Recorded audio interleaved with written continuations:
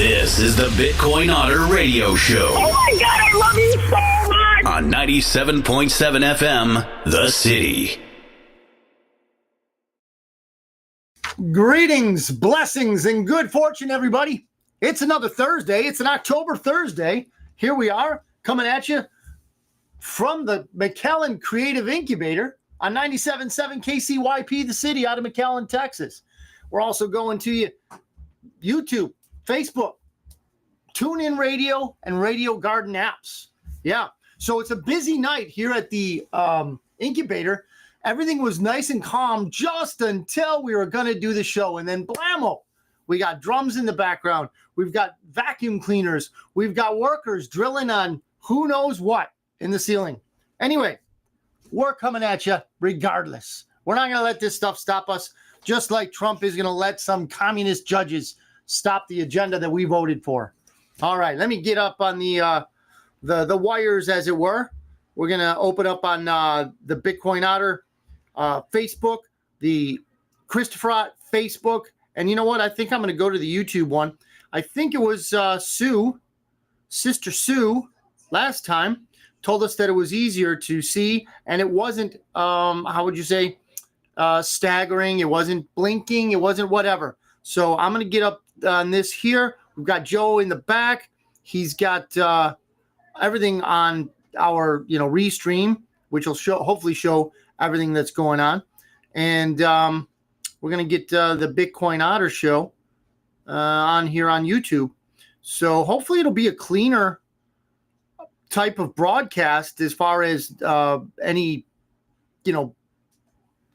glitches, delays, whatever. So let's see here. I see it pop up. I've got a completely different shirt on, so that's not today.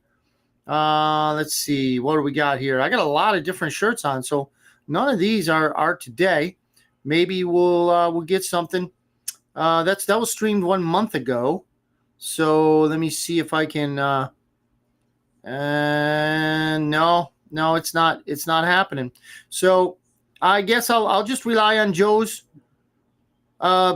assessment of what's going on there. So I'm going to go over to the Christopher Ott one. Barry says it's on your YouTube. Okay, thanks, Barry. Good to see you. Good to hear from you again, Barry. We got some stuff to talk about today. Man, it was it's just one of those things where people going crazy. And I think it's a good sign. Honestly, I'm not spinning this just to say that, hey, craziness and chaos can work in the favor of America. I mean, it might sound like a spin, but the fact of it is a good thing. It is good that we are able to see in real time the deep state floundering the way it is. It is in a shambles. They are scrambling to get anything that they could call realistic, passed. And when that doesn't work, they go full on communist. And I'm going to get into that in a minute. It's crazy. So the Bitcoin Otter Facebook, as you would imagine, is not coming through very well. So that's just par for the course. But we shall soldier on. Now, the economic Sue, hey, you won't be able to pick on you as we're out to dinner to celebrate. Hey, you passed your civics test. Awesome. Sue passed her civics test. That is so cool, man. Way to go, Sue. Hello, Dad. Jim, if you're out there, you guys have a great dinner. Congrats, Sue. Love you, sis. That's awesome news. So I'll have to call them on the way home after them being, two or more of them. Sue doesn't have pronouns like that, okay? She's proudly female. Thank you very much. And been that way since she was born. Anyway. Oh, Barry, what you got? I watch it on YouTube, on my TV, and comment on Facebook. Oh, cool. All right. Awesome, Barry. I'm telling you, you've become a pillar of the Bitcoin Otter Show, and I appreciate that. In fact, if you ever want to come down here, you got an open invitation to sit in and share your observations and your opinions with us live on Ed Studio if you'd like. Let's see. So we have Bitcoin, ladies and gentlemen. What an opportunity. people want to cry, and as long as you're not leveraged in this stuff, and again, I'm not a financial advisor. I have no tie on. There's no, bowler hat, nothing. I got nothing that would indicate to you that I am a financial advisor. So don't ever get that wrong idea about me. I am not. However, I will tell you right now is a great opportunity. I wrote down on the notes that I did at the house pre-show, $108,500. I come in here just to check. I did it. It's down 600 from that. 107,900 about 5 minutes ago, right? Ladies and gents, the thing I want to tell you is if you get into this crypto thing, do not do leveraged trading. I have a friend that I met on the wire, so to speak. He's a colleague of mine, and he deeply regrets getting into leveraged trading. Now, this is a guy who's got a great future in crypto. He could easily quit his job tomorrow and live on his gains in crypto, but he doesn't. And I trust that he didn't, overstep himself and wipe himself out. But at the same time, I think he substantially had a substantial drawback in his holdings simply because those leveraged plays, they can leverage your profits, but also your losses. So be very, very careful with that. I shouldn't have said, don't do it. You do you. Okay. But just be well advised that it's not all that it would be, prudent to get into. Okay. So here's something. And I guess that advice could go for the banks too. The ones that are cheating us in the silver and gold market, because gold, ladies and gentlemen, is $4,337 an ounce. Ladies and gentlemen, the all-time high was well under 4,000, and we just blew through that. And now we're at 4,337. Craziness. Silver, ladies and gentlemen, don't sleep on this, please. It's dollar days in silver. What do you mean by that, Otter? Well, it's not my invention. I think it was Bix Weir started it, maybe not. But what he said was that there will come days, and this was a while back, there will come days when the silver market will rise $1 a day or more. And we're in that. We're seeing that. $54.48. To give you an idea, ladies and gentlemen, and I'll do this, I guess, in a way that I can go backwards on. So I'm going to go to, I guess I'll do it in Grok. So we'll go to Grok, and we're just going to ask Grok, and then we'll do it speaking here. And let's see. Grok, what was the price of silver on this date last year in 2024? Okay, so let's stop and let's see what it says. See what it says. And I think I cut it off before.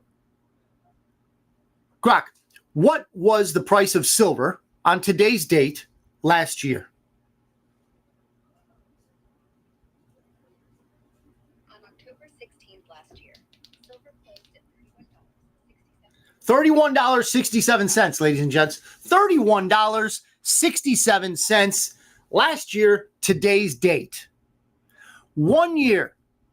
I'm not good at math. If anybody's out there is good at math and percentages and stuff, what do you think the percentage?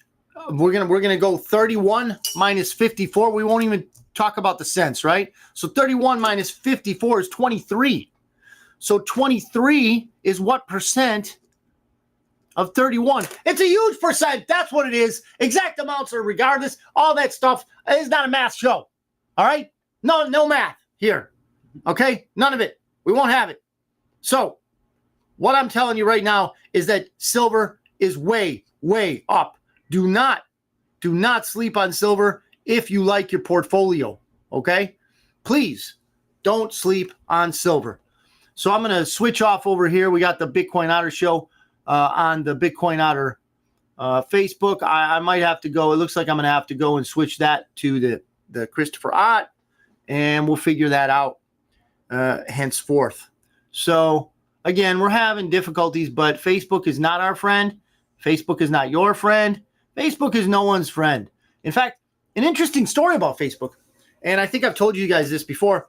The Three Letters agencies had a program, a I guess you could call it an op. Yeah. And they called it LifeLog. And they were gathering all of our emails, all of our correspondence, all of our videos, all of our texts, everything. And they called it LifeLog. See, LifeLog had a born on date. And that date was, I don't know, years prior to the date I'm going to tell you. But it also had a death date. And that death date coincided with the birth date of Facebook. Yes. So that LifeLog died. And at the same time, Facebook comes up. That's a coincidence? I think not. So what I'm going to have to say is that we have a situation where we can make money in Bitcoin because it's down. We can make money in silver because it's up. Why am I saying that? Ladies and gentlemen, I've read, I don't know if I included it.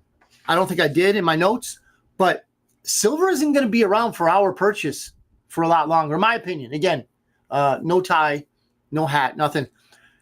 But at some point or another, when Joe Sixpack wakes up to the fact that silver's going through the roof and he can still buy some, yeah, that's basically when it goes. It's gonna go from there, and I don't think much is gonna stop it. I don't know, hundreds. Some people say in the thousands. Silver's gonna go. I don't know. You look it up. Do your own research. But the fact remains. Barry says, just had a guest come in, so won't be commenting much. All right, Barry, you have a great night, and say hello to your guest for me, please. I'm sure it's a vibrant and patriotic American that you have over there at your house, sharing time with you. So I'm going to go through the average mortgage rates. They're still ugly. 30-year rate is 6.36%. Yeah, 6.36% in the days of Trump. They are really trying to sabotage this administration. It ain't gonna work though. No, we gave him a mandate. Yeah, we gave that Trump guy a mandate. Do things our way and do them your way because your way is our way. So that's what we're doing. So what we're going to end up having to do is just wait out the communism because you can't vote things out. They cheat. So what we're going to have to do is figure out a way to just keep on keeping on. And that's what we're going to do. And we're winning. We're winning. Now, as you know, we'd like to do a verse of the week. And we got that coming to you from Psalms. It's from Psalm 34:17. The righteous cry out, and the Lord hears them. He delivers them from all their troubles. Ladies and gentlemen, he will deliver us. We are not righteous because we're good. We are not righteous because we're angels. We're righteous because Jesus is. And Jesus conveys that upon us. Thank you, Lord. Thank you. So, this is out of Cointelegraph. 48 new Bitcoin treasuries popped up in just 3 months. This is from Bitwise that they published on Cointelegraph anyway. 48 new Bitcoin treasuries. What is this all about? Well, it is surmised, it is guessed that to some degree or another, unknown to me, Bitcoin is manipulated in some way, some form or fashion. I'm not sure. I don't know about that. Yeah, there are a lot of Bitcoin indexes out, which would mean that they're not really investing in Bitcoin. They're investing in what Bitcoin does in reality. And then based on that, you have people with Federal Reserve notes betting on the ups and downs. Yeah, I suppose that could in some way, in an artificial sense, in an artificial financial world, the way we are with the fake paper dollars, like the Federal Reserve notes, fake. It's all smoke, mirrors, and debt. A lot of debt, more debt than anything else. So, yeah, maybe it is manipulated, but if it is, the reason it's down to where it's at is so them big boys can get in. So if there's 48 new Bitcoin treasuries that popped up in 3 months, oh, ladies and gentlemen, we've been talking about this for over a year now, how nation states, states within nations, corporations, and retail private citizens are jumping into Bitcoin. It's, in my opinion, a blessing that it came down. It really is because more people can get into it.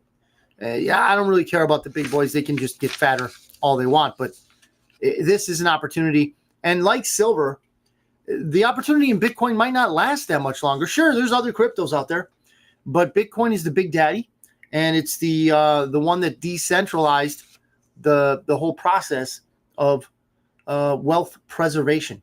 that we can be the bank. And that's why the banks hate it, in truth. So a news outlet called Times Now World commented on, and there's so many people, so many news outlets commenting on this Trump quote, that he says that 8 months in, 8 wars averted.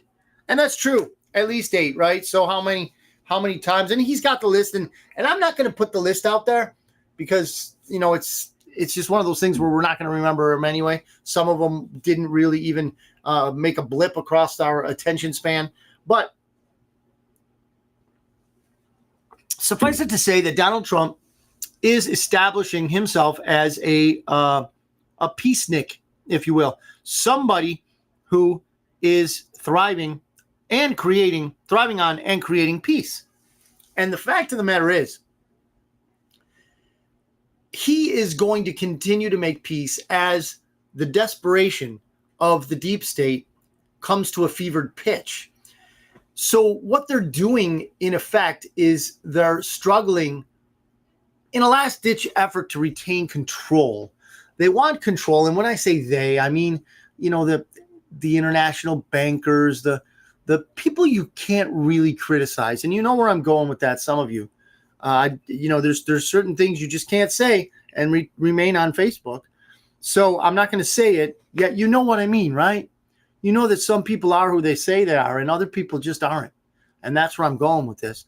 There are, and I'm thinking of a complete country that has basically lied about who they are for not quite a century now, but for quite a long time. So those are the kind of people that you can't count their wealth in dollars because they'll just create more. They'll just create more Federal Reserve notes, and then they're richer than you thought they were a minute ago. So anyway, they are desperate, and they're going to do whatever they can, and we're going to get into that in a minute. But what I want to do is briefly come back to silver. So this is out of Zero Hedge. This week, silver broke through a 45-year ceiling, and this is an old article, a day old, because it said it briefly hit 53.55. Well, as you know, it's already slam dunking that over $1. But this was not just a price move. It was a systemic rupture, says Zero Hedge. A systemic rupture. Behind the scenes, the London Bullion Market Association, LBMA, if you've ever heard of that in regard to silver, that's what it is. London Bullion Market Association. They're the ones who have to deliver all this silver in the futures markets if the short sellers, like those huge banks, can't come up with it. There is not enough physical silver to cover bullion in spot contracts. So if you get in the commodities market and you decide, you know what, I don't want to settle in cash, pay me my silver now, as Bix Weir sings. A great song, Pay Me My Silver Now. So they're not going to be able to do it pretty soon. And that doesn't bode well for us, the retail customers. It means we're not going to be able to get it. So hopefully you're listening to me. McFly, if you're out there, please try to get yourself some silver in your own possession. Don't let anybody else have it unless you're, like the place I like to use, Precious Metals, Texas Precious Metals. They have a vault there, and you go in there. It's only in 6 hours away here from Texas, from McAllen. It's in Shiner, and you can see your own silver right there. You go in there, they open up the room, boom, there's your silver. You go back in, weeks later, a month later, whatever, there's your silver again. Same silver. And it's not anybody else's, it's yours. Anyway, so it says that there's not enough physical silver to cover the bullion and spot contracts. Leasing costs have surged 30 to 100%. Leasing is another scam that I don't know enough about to talk to you about it. I really don't. And in an extremely rare twist, spot prices have flipped above futures, signaling an extreme stress in physical supply chains. Ladies and gentlemen, I'm going to do an Otter translation here. So when these authors say that in an extremely rare twist, and perhaps it is, spot prices, that's what they price it at in the criminally run commodities exchange. Spot prices on silver have flipped above futures. So futures are, hey, it's going to be this price, that price.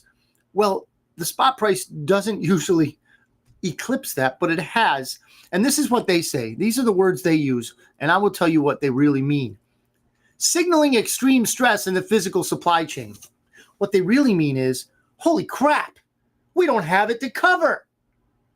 We're ass out. That's what it means. That's what it means. Ladies and gentlemen, get your silver while you can.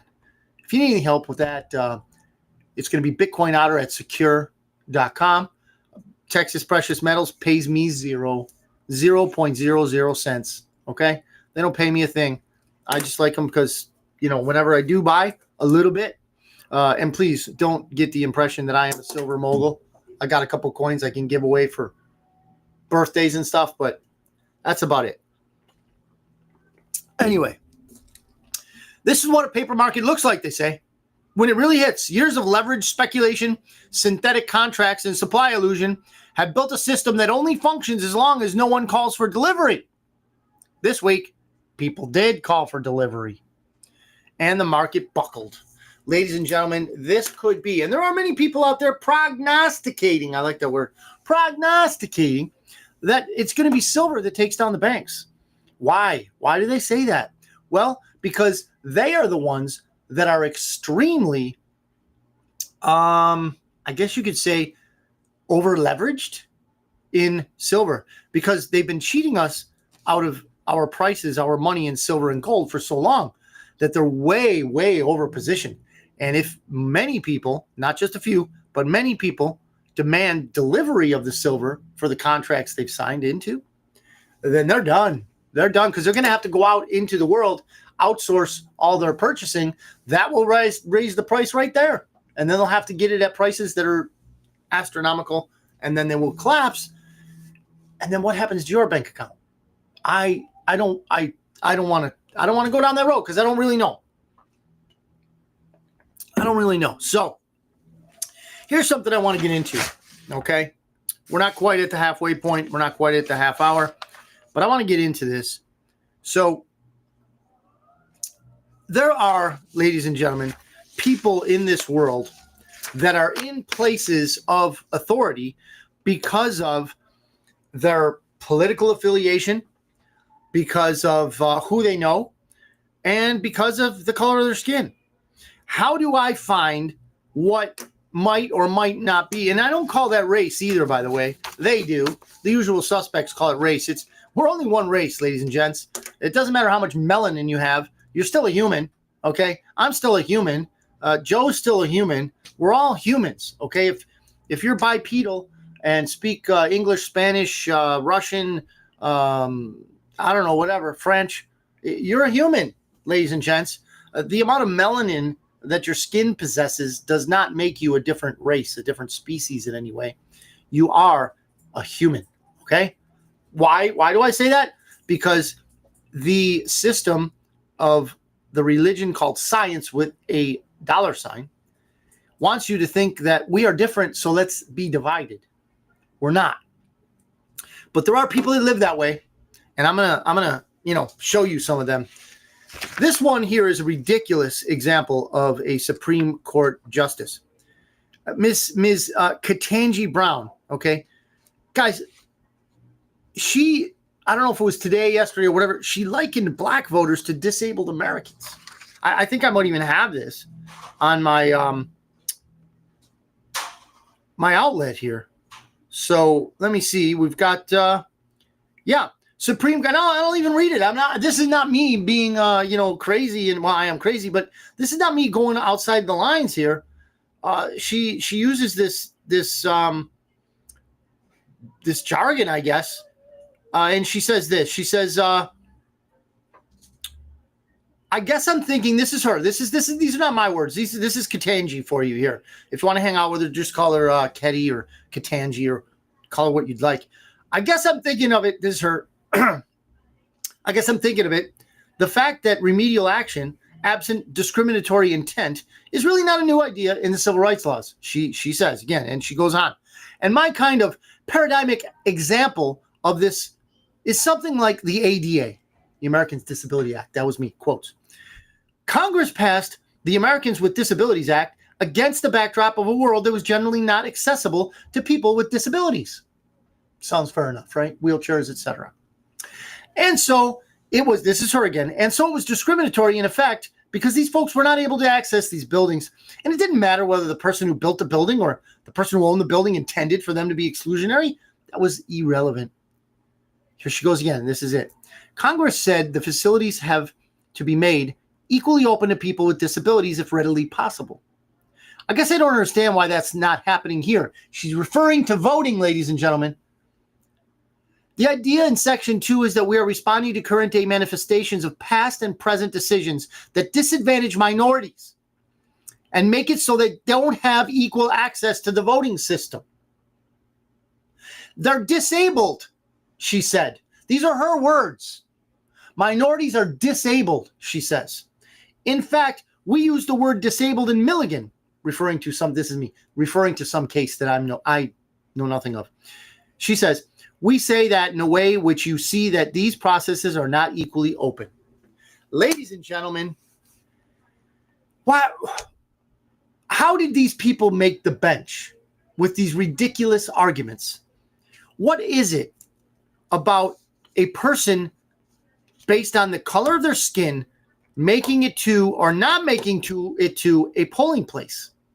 Like the American Disabilities Act is there so that if you have a wheelchair and there's a flight of stairs in front of you, you're not going to make it up those stairs without risking danger. So you have to build a ramp for that person to get up. Okay?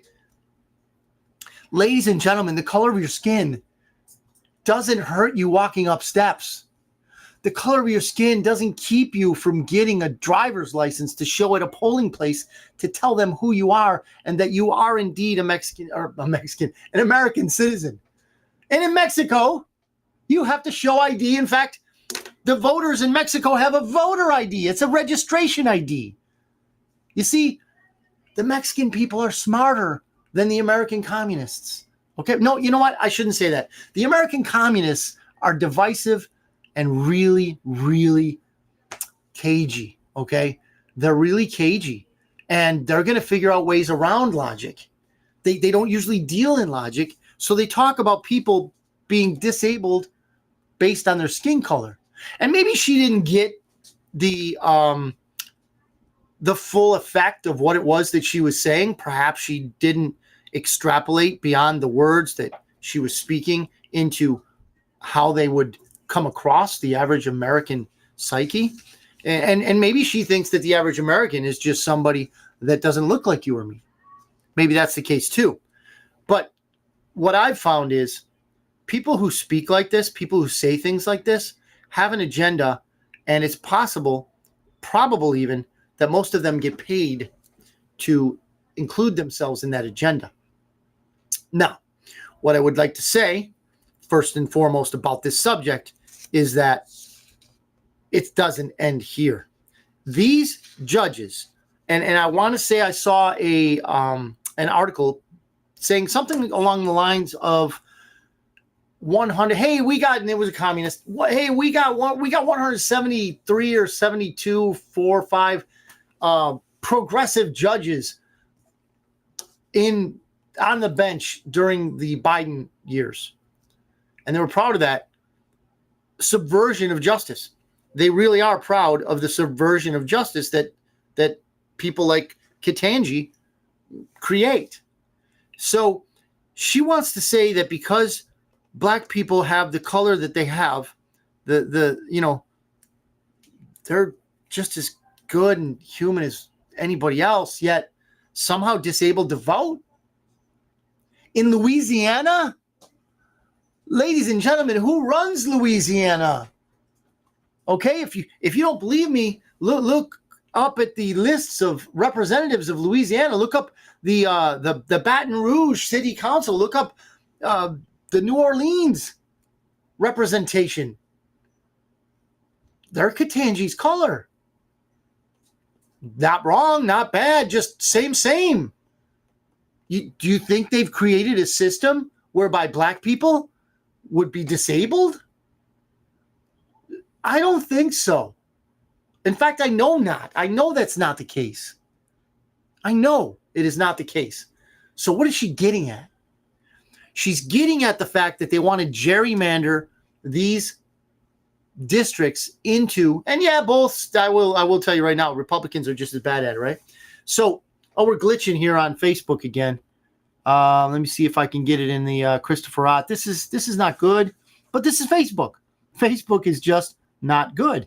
So what we have here is an example of them lying, an example of them cheating, an example of them trying to convince you that the voting rules need to be changed to favor some demographic that the deep state believes they have in their pocket. But you know what, ladies and gentlemen? Black people are not hanging with this stuff anymore. You've seen videos, you've looked around, they're not buying this stuff anymore. They're not going to stay on the reservation. They're gone, man. You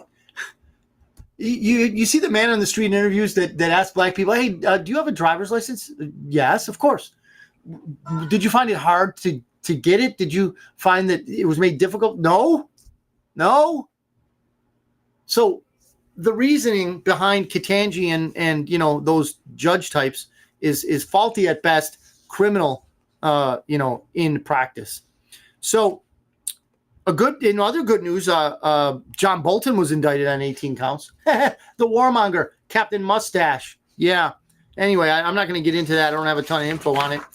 We are at the halfway mark, and I'm going to tell you that we're coming at you on 97.7 KCYP, the city out of McAllen, Texas. We're at the McAllen Creative Incubator that seems to have many different ways to distract you, but we're not going to let it happen. We're going to go on with this show. We're going to go on also on Radio Garden and TuneIn Radio apps. Great apps. You could hear music and talk throughout the whole world. I kid you not, the whole world.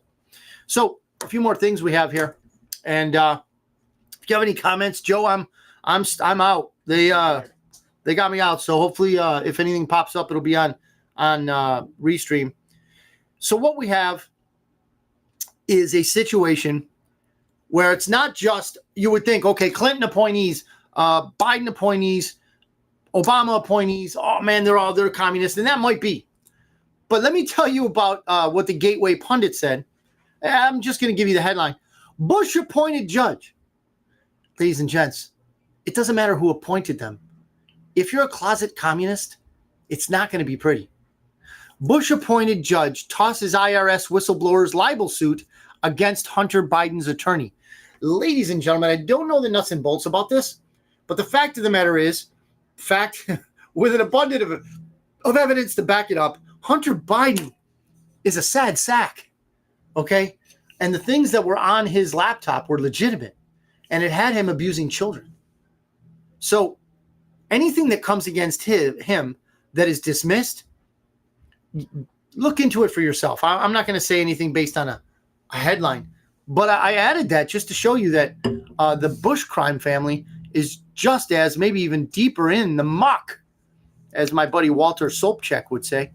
Face down in the muck is the Bush family, the Bush criminal family, because, they're just as bad as the others. And maybe they're part of Con Inc. Maybe they're part of the neocons, if you'd rather call them, than communists as most Democrats are. That's fine.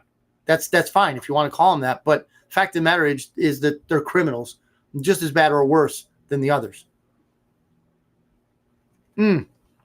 Great Java.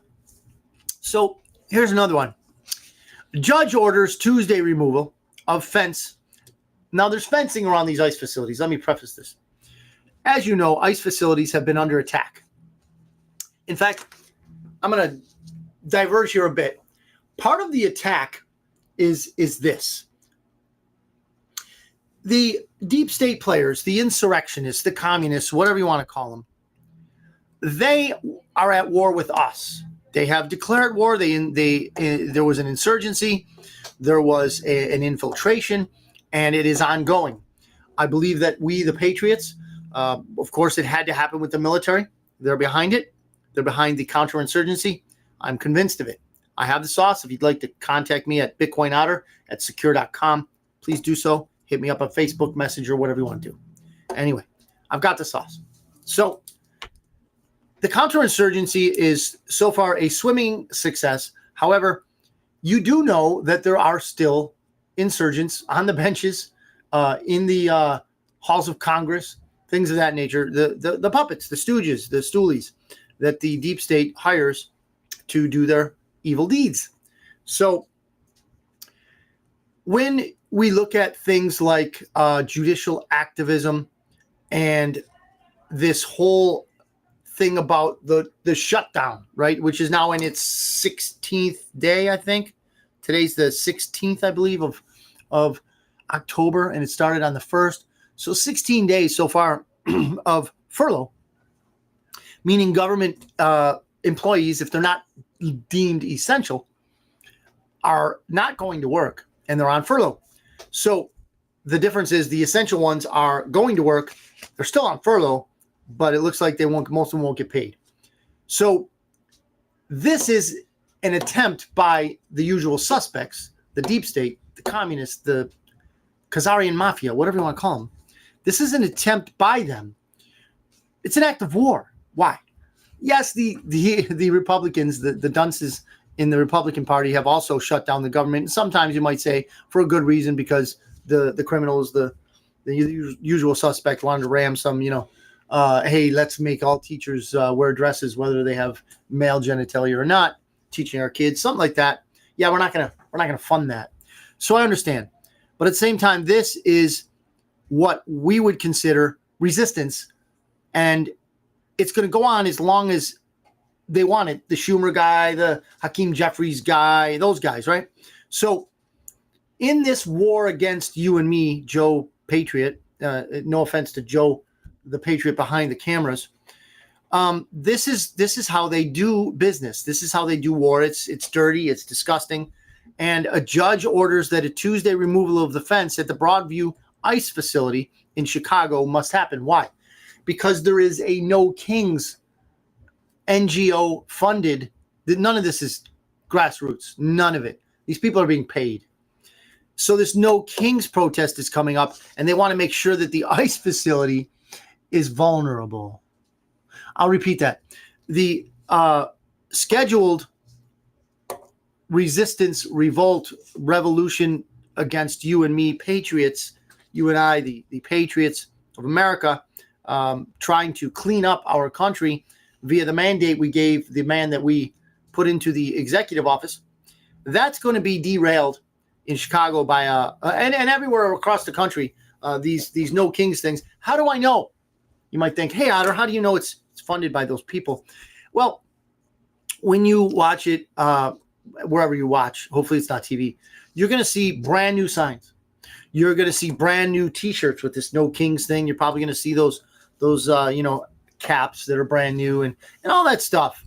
You're going to see it brand new because it's been, contracted out and paid for by our stolen tax dollars. So as Doge taught us when they did the deep dive into the bowels of American financing at the governmental level, they saw that our tax dollars were being stolen to fund counter, I guess you could say, things that were anti-American.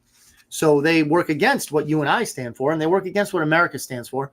But hey, they had free, and to some degree still do have free access to our tax dollars.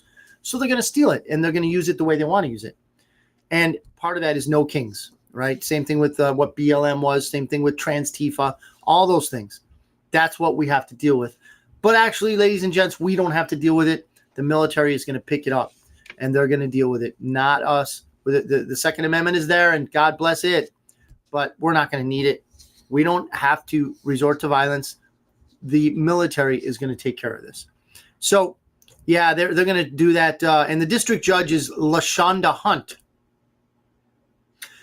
Yeah, Katanji, LaShonda. They're not liking us, ladies and gentlemen. They're not liking us, Americans. They just don't like America, apparently. So, we also have, where was that? I have a few notes here. I guess I didn't write that one down. But if you guys remember, and I mentioned Doge, there was a kid, 19 years old. His name, his moniker was Big Balls, right? He was a 19-year-old kid in the Doge, a whiz kid or whatever, working with Musk and all those guys that were trying to root out the corruption in our government.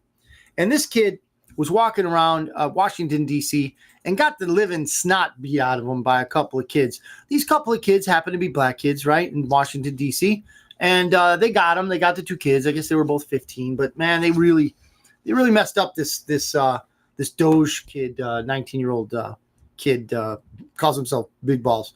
But he did the country a service. If you ever want to revisit that, he found a lot of the trash and the theft and all that skullduggery in Washington just by using his computer. Anyway, he was beaten, assaulted, right, bloodied, busted up, and apparently these kids just got some light slap on the wrist and were thrown back into their element. So you look at the judge and yeah, the judge is not named LaShonda. The judge is not named Katanji, but the judge is who the judge is. So how do I, and I'm going to use their term, racist, how do I judge if something seems racist or not? It's a pretty simple litmus test.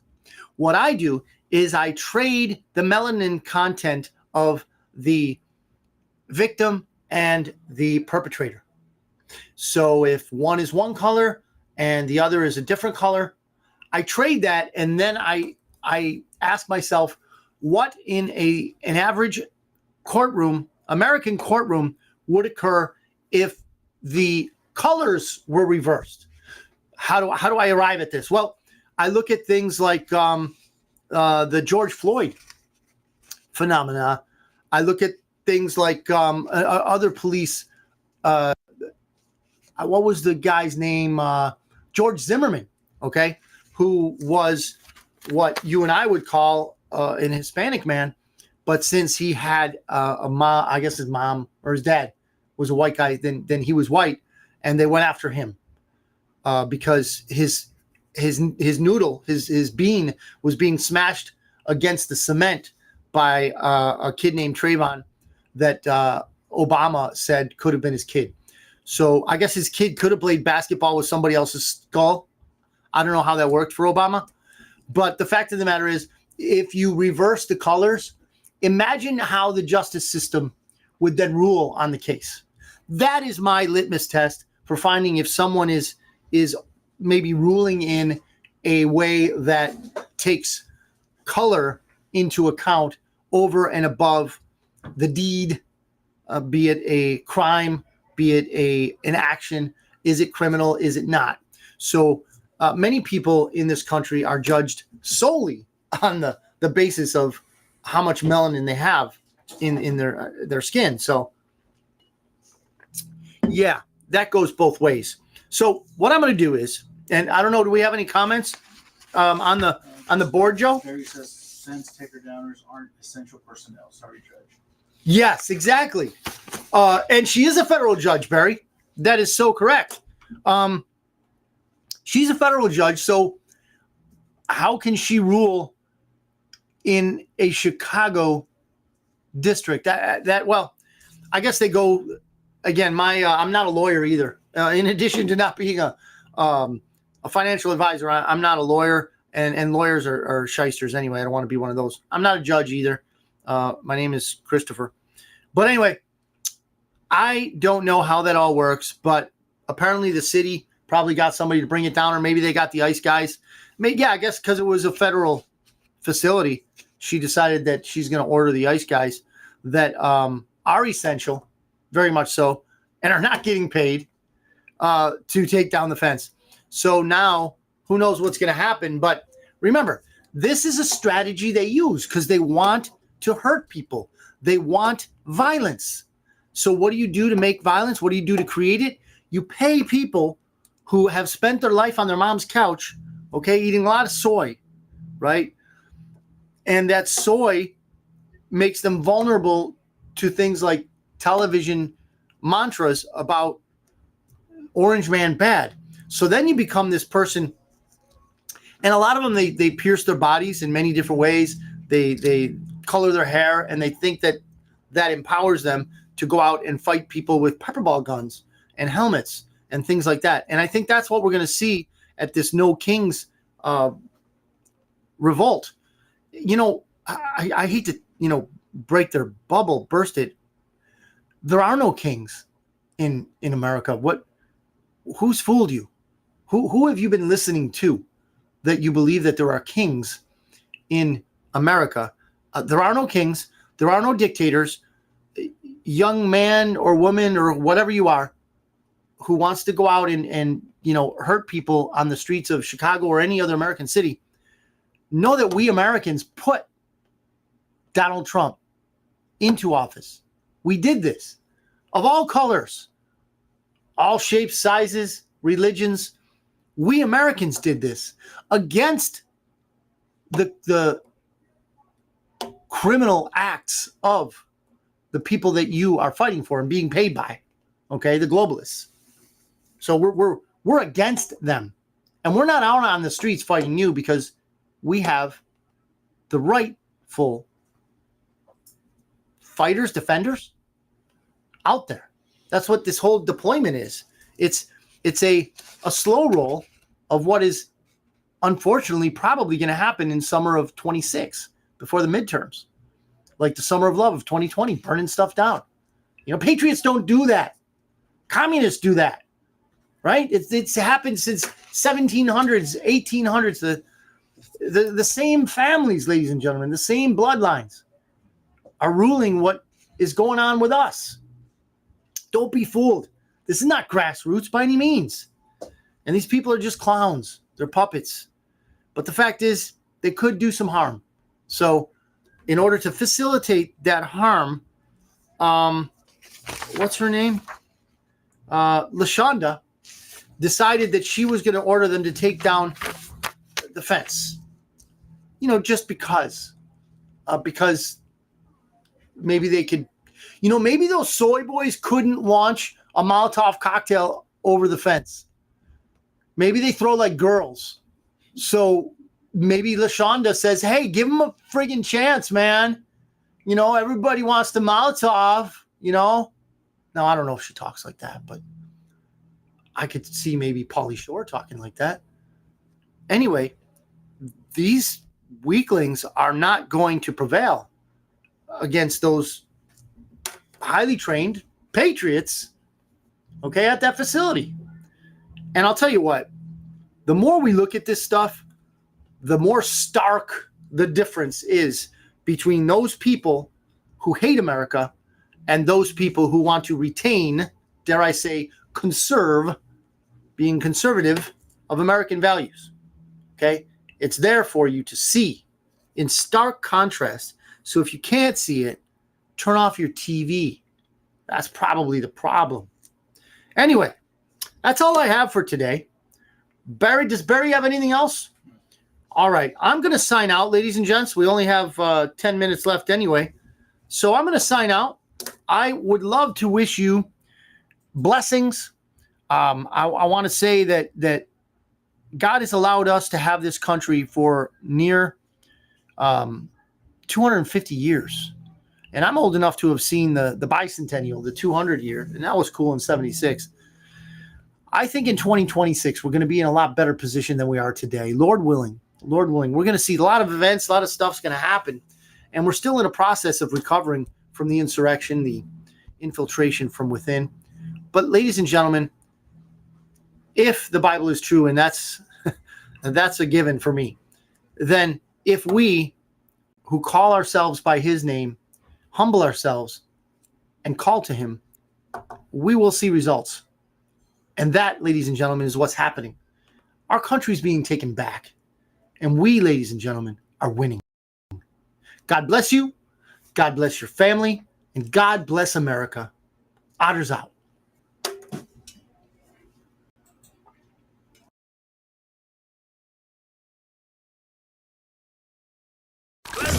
This is the Bitcoin Otter Radio Show Oh my God, I love you so much. on 90.